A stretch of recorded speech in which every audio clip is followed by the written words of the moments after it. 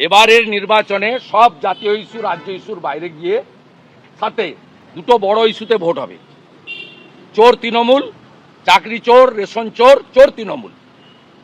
তার ভান্ডা ফোড় করেছেন x justice Abhijit Ganguly. এই চুরি দুর্নীতির বিরুদ্ধে যিনি লড়াই করেছেন তিনি তমলুকে বিজেপির প্রার্থী।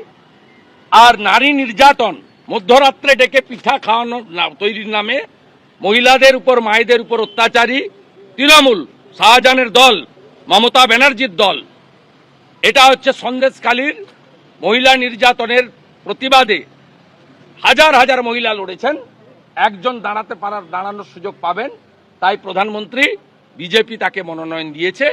এবং প্রধানমন্ত্রীর সব কথাগুলো আমি শুনেছি অডিওতে। একটা কথা, বাংলা দুর্গা পূজা করে, মা দুর্গাকে আমরা আরাধনা করি, আমরা মা দুর্গাকে মনে করি অসুর বধ করার জন্য মা দুর্গাই আসল। আজকে শক্তি স্বরূপা বলে সন্দেশখালীর মা বোনেদেরকে প্রধানমন্ত্রী অ্যাড্রেস করেছেন থ্রু রেখা পাত্র। এটা আমাদের কাছে বড় প্রাপ্তি। আমরা কেউ ভারত পিতা বলি না, ভারত মাতা বলি।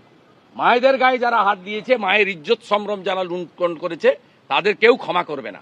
হাঁসখালি থেকে কালিয়াগঞ্জ, আজকের শান্তিপুর, বাড়িতে বাবা মা ছিল না, বাচ্চা মেয়েটাকে কি করেছে ছবিটা দেখুন। আমি এক স্যান্ডেল ওটা দিতে পারিনি, আমার কাছে ছবি ছিল, ও দেওয়া যায় না ওই ছবি। এখানেও দেখুন, হাঁসখালিতে উপপ্রধানের ছেলে, এখানেও তৃণমূলের বুথ সভাপতির ছেলে। এগুলো হচ্ছে পশ্চিমবঙ্গের পুলিশের জন্য।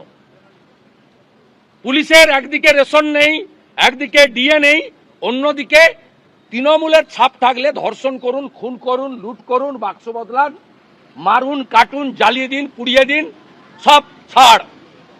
এর জন্য দায়ী পশ্চিমবঙ্গের পুলিশ এবং a large section of tainted IPS officer, যারা পিসিআর ভাইপোর প্রোটেক্টর। আবারও বলি, আমি সভাতে বলি, চিরদিন কাহারও সমান নাই যায়। পৃথিবীটা গোল, অপেক্ষা করে থাকুন, জনগণই শেষ কথা বলবেন। আমিনুল নামক পুলিশকে দিয়ে, সুপ্রতিম সরকার তার আগে সুমিত কুমারকে দিয়ে, রাজীব কুমারকে পাঠিয়ে সন্দেশখালীকে যেমন দমাতে পারেননি, জনতা শেষ কথা বলেছে। আগামী দিনে পশ্চিমবাংলার সব জায়গায় জনতা শেষ কথা বলবে। তাই মায়েদের গর্জন, এবারের ভোটে তৃণমূলের হবে বিসর্জন।